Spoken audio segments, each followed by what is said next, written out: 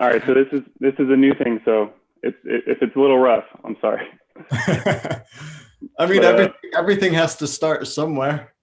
And yeah, sure. and I think with these things, people like the realism, you know. Yeah, They want. I don't want to talk down on any YouTube channels in saying this, but some of them feel a little fake to me because it's just content for the sake of content instead of humans being humans. And life is this ebb and flow that goes up and down, and I want to see the ups and downs. I want to see the reality. So it's a good thing. yeah, that's very true. That's part of why I wanted to, make some stuff because the stuff that I look for, it's not there. So I feel like, there's probably other people that are looking for the same stuff I'm looking for and they're not finding it. So I was like, I'll just put my own stuff out there. That's a great way to do it. Yeah. So So I'm ready. I'm ready to dive into questions, and I got the only film that was in my fridge out to okay. show because I don't. It's so cold right now that I don't store any of my film in the fridge. Yeah. Honestly, right now you could probably leave it in the garage or whatever, and it'd be good. It's been 42 most days in my garage. Seems to be the lowest that it's gotten on the things. I have a temperature gauge out there, so it's fine. My garage is my office. Oh yeah. Okay. I converted it into a lab, and it's unfortunate that I don't get better internet out there because I wanted to do the interview out there, but I just can't. It doesn't work. Yeah. I wasn't sure how to go about this because like I feel like if you want to show what's in your fridge, you got to be kind of mobile, but we're gonna be like stationary. So I don't know. We'll figure it out. I just got, well, it's different for yourself. I don't hoard film. I shoot it. Yeah, I know. I ended up with like a huge stash, and so it's sitting there now. But I'm trying to getting around to shooting it. All right. But, All right. I have film for cameras. I don't even have a medium format camera. oh yeah. Okay, I'm gonna go ahead and give you a little intro. So I'm here with Dave Rollans, aka Cinedar, and Dave's Film Lab. So I don't know. Do you want to get into a little bit about your lab and stuff? Yeah, so in the beginning of this year, I decided to start a film lab because I just couldn't find great places to have my own personal film developed. And that was like 8 years ago when I decided I'm not using labs anymore because too many labs screwed up my photos and I was done with it. I mean, I had people be like, oh, yeah, we had an intern that ran your E6 as black and white. That's unacceptable. I'm not Yeah. taking you can't just say that to me and have me, that doesn't make me feel any better. So I was done with it and I started processing all my own C41 and E6. I've been doing black and white since high school, so I felt comfortable diving into it. But then so many people came to me and were like, hey, I don't have a place to develop my film. This lab messed up my film. This lab messed up my film. And so I decided to start the lab. And especially for 4x5, because it's hard to find great places that do 4x5. And anybody who thinks that dip and dunk is the best 4x5, it really isn't. There's a lot of issues that come along with dip and dunk 4x5.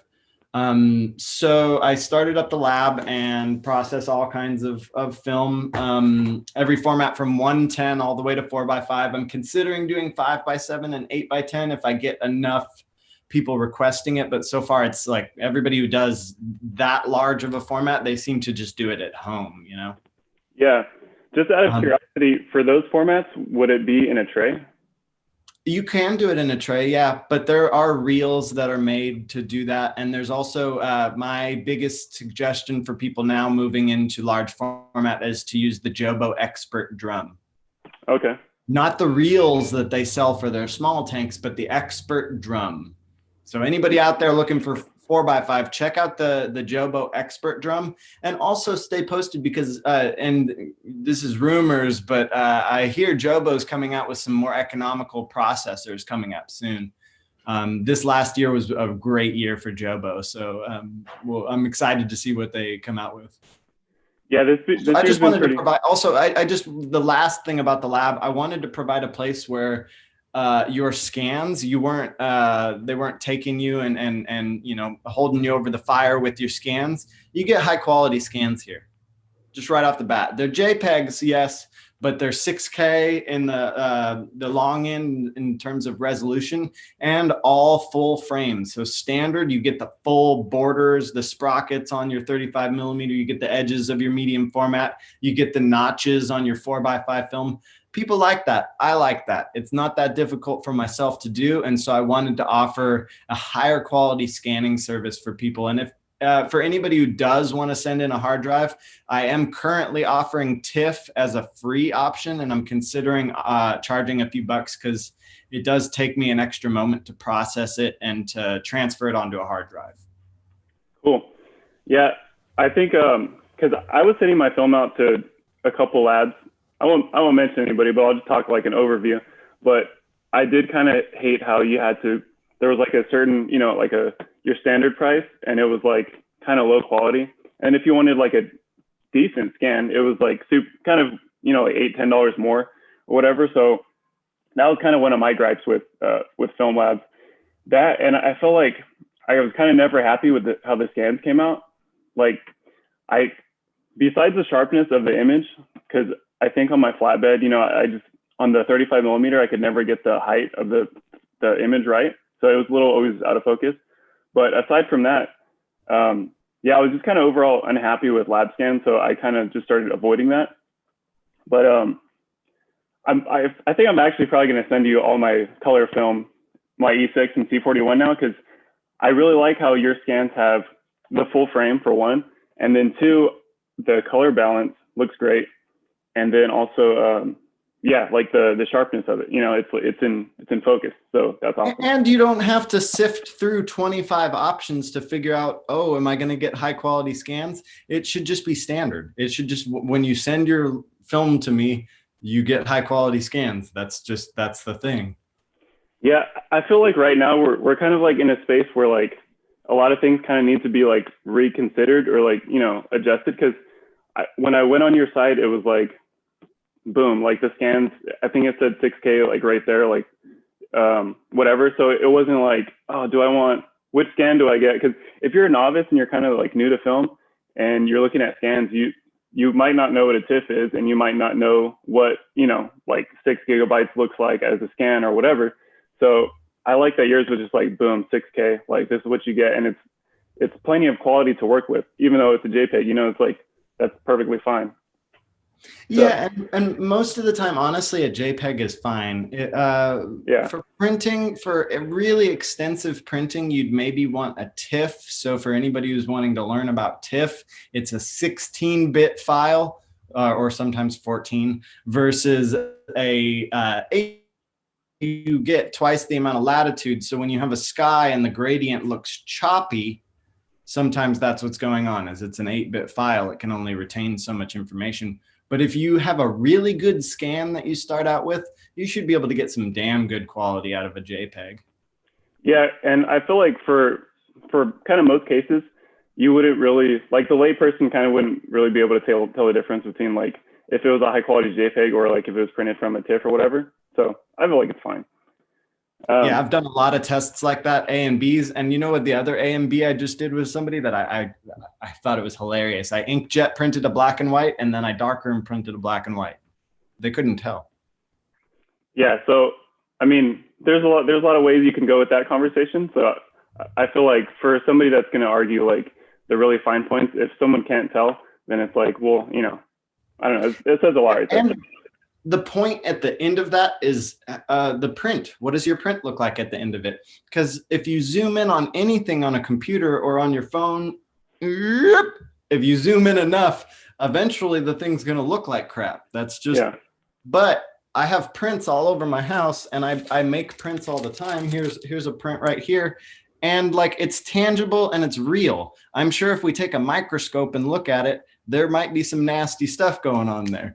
Yeah. But you don't do that with a print. With a print, your print size is what the final thing we're kind of considering here. So 8x10, 11x14, these are things that I think of. Like if somebody's like, whoa, what, you know, the scan, like if I zoom in on it, none of that means anything to me. What's the biggest print size you can get from that size? And with my scans, you should be able to get a 20x24 from the JPEG even very easily. It should accommodate that resolution. Yeah. And nobody's printing 20 by 24. Yeah. And then also like there's some kind of points that people get hung up on, but they're not necessarily that relevant. Like, I mean, it's nice that you could zoom in that far to your photo, but at the end of the day, the final print output is the most important thing. And then, you know, if you zoom in that far, it's like, okay, and then what? You know? And then what? Yeah. So I did write down a couple like talking points, just Sure. film related. So the topic and the title is what's in your film fridge. And so you said you brought your stash out. So yeah. So starting out, what's in my film fridge? These are the two things that have been in there the longest. And let's see, I've got 500T and 200T, and they're Pro 8 boxes because you can send it in. And it already has the processing and everything paid for. So I've got these in there. I've got 2 rolls of Velvia 50 in medium format, which I don't even have a camera right now. And I've got these 2 of Pro 400H that I also, no camera, but these are the big ones. And this is all I shoot for large format at this point. I won't shoot expired film. I'm very anti-expired film. And if you do shoot expired film, like let's say I shot sheet film, shoot 1 sheet of it, develop it, see what happened. Don't go ask a model to go shoot 27 photos and then send out the things to a lab and then be upset that they didn't turn out how you hoped. Because without testing expired film, there's really no way to know. And with 35 millimeter, I've had people say, well, that's impossible. You can't test it. Shoot 3 photos, cut it, and develop just those 3 photos and see if the roll was even worth your time. So with that said, HP5, FP4, Portra 160. And 99% of my work is slow speed. So the HP5 really only exists for just those random moments that I don't really need to capture that are around the house. And I've got my f2.5 Aero Ektar that allows for those low light situations. So when I work in the recording studio, that's another instance where I just can't get away with slow speed film. So I have to have some HP5 on hand. Do you ever rate it differently, like besides 400? Yeah, so Portra I rate at 100 to give it a 2/3 stop of overexposure. FP4 I rate it at 80 usually, just to give it a little. That's about another 2/3 stop of overexposure. But HP5, I'll shoot it all over the place. So my favorite place to shoot it is 200. Give it 1 stop of overexposure. But I've shot it as far as 1600 and been fine. But I never give it more than 1 stop of push. Yeah. Even if I shoot it at 1600, I only push it 1 stop. Okay, I got a question that I think the film nerds would appreciate. What's your go-to developer for your black and white? That's changed over the years. Xtol was kind of my go-to for the last maybe 2 years. And it's the most beautiful developer, but Kodak, I got 4 packets of it that were all bad. And I couldn't get Kodak to replace it for me or do anything about it. I'm sorry, Kodak, if anybody at Kodak is listening, my email address is on my website. We can talk about it. Yeah. But yeah, it was all bad. So I've moved back to D76, and D76 just works great. A lot of people like Rodinal, but it's just too grainy for me. I'd used Rodinal at 1:50 for a long time, and because it was easy and because I didn't care. But now I care. So Xtol or D76 is like my go-to. But also there's no right or wrong way. So that's the way I do it. I'm not preaching like that's the only thing out there, but Xtol will, with any film stock, have smoother, finer grain, no matter what. Like Kodak P3200 looks amazing.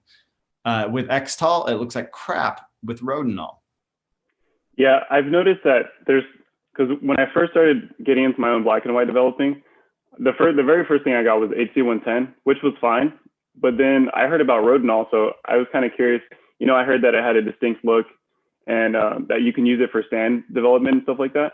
So I wanted to try it, and it was kind of like my all-purpose, you know, for a while. And then I realized it's not a great all-purpose. So then I tried Xtol, which Xtol I feel like is a really good kind of all-purpose. If you can kind of get over the fact that you have to mix it all and then you have your stock and your dilutions and all that stuff. Because I think a lot of people, what they like about HC110 or Rodenol is that it's a, it's a concentrate and then you can dilute it whenever you want. So I think those are good qualities. But yeah, definitely once you try other stuff like Xtol, for example, Rodenol, you could kind of see where it's not the best developer for everything. It's a great place to start though. So I suggest for people who, maybe they're like, I don't want to do the powders. There's a million excuses and reasons not to do something. Find the one reason to just go for it. So HC110 will give you images for sure. So will Rodenol. I suggest going with a little bit higher dilution so that the grain isn't as aggressive and the contrast isn't as aggressive. Like 1 to 50. But some people really want grain. They really want the grain to be heavy. My trick for Rodenol was to use it at 1 to 50, but to develop at 75 degrees. And it allowed me to use the same temperature, same times, for 68 degrees, 125. So I never had to have the long times that people complained about with 1 to 50. My 1 to 50 stuff was all done at 75 degrees. Oh yeah. Yeah, that's a good point, because I think that could also be a put off, that you look up your favorite film and with Rodenol and it's like 13 minutes and you're like, oh crap, that's a long time. Because I know there's a lot of ones that are like that. But that said, you bump the temperature, you also bump up the grain too. So that's not a commonly talked about thing. But at the end of the day, like so many people have been like, oh, I don't know if I'm going to develop film. I don't know. And then when they finally do it, they're like, why haven't I been doing this for the last 10 years? Yeah. Because it's really easy. If you can make Kraft macaroni and cheese, you can develop film at home. Yeah, I think that's another point that a lot of people miss too, is that I think when you learn, you kind of learn it a certain way, like 20 degrees Celsius or whatever, and then, 68 Fahrenheit. And then you're kind of like so caught up on, is this going to work and stuff, when you're first starting out. And so you kind of get stuck on that way, and you don't realize you can kind of go like in all these different directions and it'll still technically work. It's just your final result is going to vary. Totally. And reading through Ansel Adams' book, The Negative, really opened my eyes to a lot of that. I don't know that I've ever developed film and had an image not turn out. I can't say that I've ever done that, except for once in high school. I remember this, and my teacher made me feel so severely bad about it. I mean, I cried. I'll openly say that I cried because I poured the fixer in first. And he just came to me and was like, Dave, you fucked up. You fucked up. You pulled out the clear film? It's clear. I ruined it. Yeah. And so he told me then, if you always say out loud what you're about to pour in, you'll never pour in the wrong thing. So when I get my development tank, I've got one of these big ones here.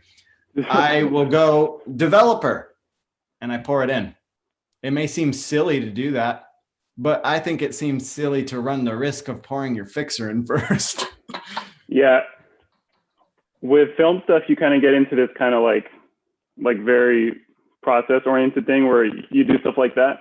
And then you don't mind that it seems kind of quirky, because you realize if you ever do mess up your images, like how much that sucks. And so then you kind of like don't really mind the quirks that you have to get into to do it right. Yeah. I think the issues I've ran into more is just looking for the most even processing. And with 4x5, that's been a huge challenge. I mean, I've processed boxes upon boxes. And for anybody who doesn't know, this is 10 photographs right here of Portra. Okay. These boxes are like $50. That's not cheap. Yeah. And I've ran blank sheets. Well, not blank, but they were exposed just for gray, so that I could see the flow marks on the sheets, so that I could do these tests for people and be able to provide other people and myself the smoothest 4x5 development that I could get.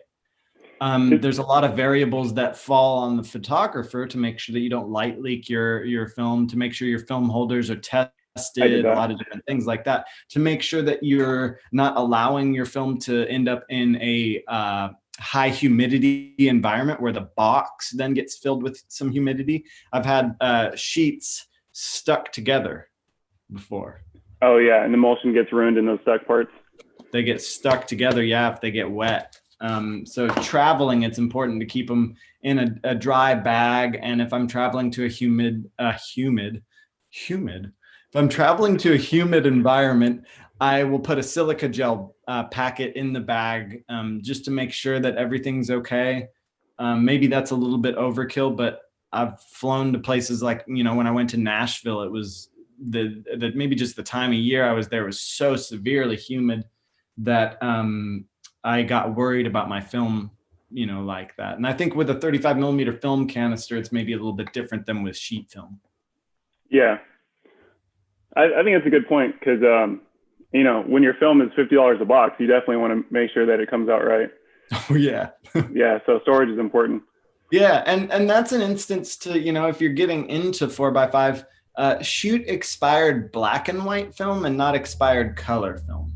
You'll be able to find expired black and white film and do like run 2 sheets of it, just shoot it of something and shoot it at box speed or shoot it a stop more light, you know, develop it and see where you're at. And then you know where to go with the rest of that box. So oftentimes I run a test with things before I ever use the film stock, because how are you ever going to know? Yeah, that's what I did with the Exochrome that I sent you, which I'm kind of bummed that however it came out, but that's an important point, is that you have to test the film. So I have some Exochrome that I bought. I knew it was expired. There's no way to tell, you know, like how well it was treated before. Sometimes when you look for a film like that, it'll say like cold stored, expired, but in good condition, whatever. And so you should always test it because, like he said, you don't want to shoot like 20 sheets of it and then you realize without having ever tested it that they're all crap. So I shot some Exochrome, sent it to him, and actually both those ones that I sent you, the Provia and the Exochrome, were both expired. But the Exochrome I was a little bit more worried about because I think it was older. But yeah, so apparently it's not working. So that's a good point. But here's another thought too. Okay, so films are tungsten balanced or daylight balanced. With some films, you lose over a stop of light if you change the temperature of light that it's getting. So the shots that you sent me it looked like nighttime shots. Yeah. Right? And so anything that's going to be nighttime is going to have reciprocity failure, and reciprocity failure is way worse with expired films. So if you want to do long exposure stuff, I suggest you stick with fresh films. For testing expired films and for using expired films, I really recommend that it's used in daylight, first of all, or tungsten if it's tungsten balanced film, and that you give it at least 1 stop of extra light. It needs that extra bit, but I'm willing to bet that those were daylight stocks, right? Yeah, they were. So, and they were shot at nighttime, so that'll dramatically change the sensitivity of the film. And one example of that is I shot an entire box of Portra 400 NC. Beautiful. All the daylight images I got were beautiful, absolutely gorgeous. And so I thought, why don't I go do a star trail with this? That should work great. And I took it out and I did an hour and a half out at the beach, and I froze my butt off out at the beach because it was cold that night. And I get back and develop it, and it wasn't blank, but it was junk. It was no good. Yeah. It was shot at nighttime. It needed daylight. It needed way more light, and it needed the UV rays and whatever, you know, the emulsions are sensitized to for daylight film. It needed that more than it could handle any kind of, you know, situation where it was trying to suck in light. It just needed more, you know. Whereas I'll do Portra 160 fresh, and I'll do it for star trails and it looks gorgeous. Or I did fresh Ectochrome out at the beach and it looked gorgeous. It was fine. I'll paint the foreground with a flashlight a bit because there's not a lot of light there, you know, and it gets enough stars, but I'll paint anything that's in the foreground with a flashlight. Yeah, fill in the exposure a little bit. Yeah. So even in the images that you sent me, you could have done that too. You could have exposed a little bit less for the areas that were bright, you know, because those were a little overexposed. And then you could have used a flash or used a flashlight and painted light on the other areas. Like, Yeah. so let's say you got a 9-second exposure, just go to town adding exposure to the areas, you know? Yeah. Um, so my That biggest may be concern, cheating, I mean, yeah, I think that's a good thing to try. I didn't even think about that, but with that film, I was kind of like, I had no idea. It was I knew it was expired, so I was like, if I get anything, I get anything, whatever. So I was just trying it out. Now that I know it's sensitive enough to get like an overall good image, the Provia, and so I'm curious to. Obviously, I won't do anything like too critical with it because it is still expired and it's going to have some shifts, like regardless. So I'm just happy that it works though. But I think on expired film, I feel like if you can get it for cheap enough, like it's not really hurting anything. And if you test it and it works, like, hey, great. But because there's a lot of expired film, like if you look on eBay and it's like, it's either as much as fresh film, which is ridiculous, or it costs like a ton because it's, some like rare expired film. So yeah, I think if you can get expired film for cheap enough, then there's no harm done. But I would definitely not pay the price of fresh film or like overpriced film because I don't think there's any expired film that's really worth that much. Yeah, and again, it's just about like shooting it in daylight or shooting it in the lighting that it's sensitized to, and just giving it a lot of light. So for anybody out there who didn't have that idea in their mind already, you can paint light at night. So paint light on things with a flashlight or whatever you want. Put a red gel over your light and add red to it, add green, add whatever you want. There's a lot that can be done in that regard. And photographers for years have been adding light to nighttime exposures. So it's a crucial thing and something that I would do. But you know what? Okay, cool. Yeah, I am so curious about the Ektachrome because it came out like one of them was like, it looked like totally like wacky. So I'm super curious to see, in the correct light and even with enough exposure, how it's actually going to turn out. So yeah, I would like to do that. The one of them was entirely overexposed. That's so weird because I feel like, let me see. I think they were both 100. So, I don't know if you've ever done this, but if you shoot so many different films and you're kind of like in a position where like, let's say you're shooting a model or a friend or something, your mind is like kind of focused on something else. So if you shoot 160 speed film and then you put in a 400 speed film and you kind of like forget to change your meter. Have you ever done that before? Yeah, totally. Yeah. So I've done that. And then you end up with like, you get your film back and you're like, oh, what the heck happened? Like it's underexposed or whatever. And then you remember like, oh shit, I changed different film speeds and I forgot to remeter for the different one. So they were the same exposure, they were both 100. So I felt like they should come out similar. So yeah, I'll have to shoot some more and see how it turns out. Yeah. I feel like one more question and then, I won't take up all your time, but I am curious how you got into 4x5. Like what camera did you start with? And then was it like intimidating? Cause I feel like when I started with 4x5, at first I was like, I didn't think I would ever get to that point. 4x5 seems so like, oh, that's so different, so I'm curious to hear about your story for that. Yeah, totally. It's funny and somebody just asked me this recently. There's this guy, Travis Mort's Killing Dreams on Instagram, if y'all know him. And he's got a YouTube channel as well. I'm blanking on the name of it, but we'll figure that out. Forest Hill Film Lab. That's it. So he told me like you should get into 4x5, and I was like, I was so happy with my medium format camera, and the way I shot my RB67 was always on a tripod, always on mirror lockup. So I'd shoot the mirror up and then wait for my moment and then fire it, which is basically shooting a 4x5 camera, aside from I wasn't using a ground glass. And so he invited me out to his property and he sold me a speed graphic with a lens, and he was like, you're going to love it. And I was like, I don't think I'll ever shoot it. Maybe I'll give it a try here or there. I really wanted it more just to shoot pack film because at the time I had over 1,000 boxes of FP100C in my fridge. The rare stuff. And I'm not even exaggerating. I had so much. And so I shot a bunch of that. And then I got slowly addicted to the shallow depth of field from the 127 f4.7 lens. And then that progressed me to be like, oh, okay, well, what other lenses are available? And I found the Aero Ektar. And then as soon as I found that, I've been shooting the 4x5 all the time. I did one star trail with it out at the beach, was so sold that I sold all my cameras. I sold my RB67. I sold my OM1N. I sold my other 4x5, my Graflex RB Super D. It was a 4x5 SLR. I sold them all.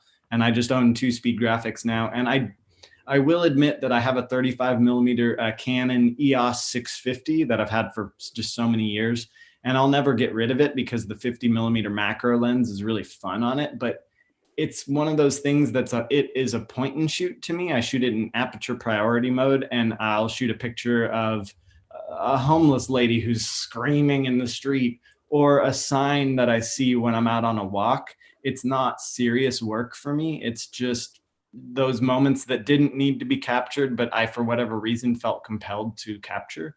And they're not worth spending $5 on a sheet of film for.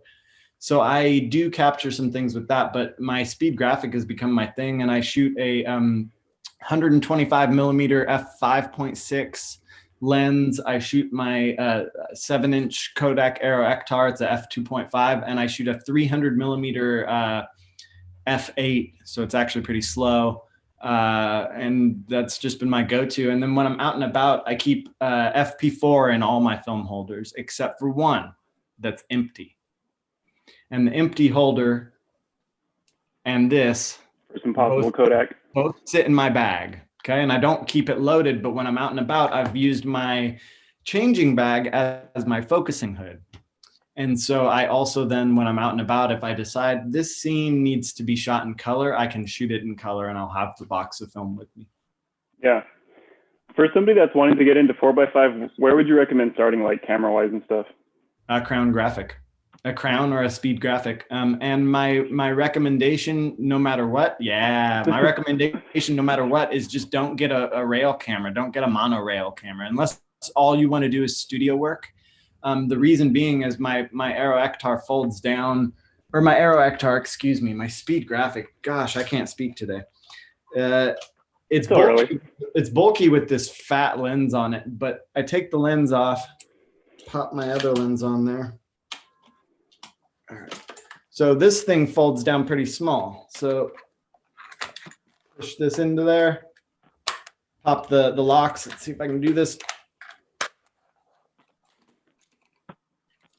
It really doesn't take up that much space. And the most important camera, the saying for years has been, the most important camera is the one that you have with you. So if you have a monorail camera and it's a pain in the butt to set up, it's a pain in the butt to shoot and stuff, well, maybe you don't use it that much. But if you get a Crown graphic, or you get a Linhof Technica, or any kind of field camera, you'll be more likely to take it out and shoot it.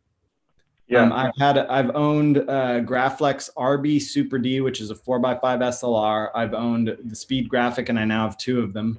And I've owned a Linhof Technica. Yeah, there's kind of like 2, I think, entry points. I would highly recommend the Crown Graphic, like how you said, because for one, they're not super expensive, and then I do like that you can, it folds up and contains itself, so it's super convenient.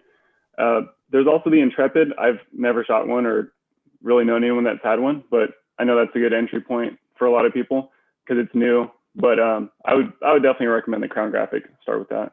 The best entry point is whatever you're comfortable with, because at the end of the day, a 4x5 camera is just a light, tight box that mounts a lens and has a ground glass on the back of it.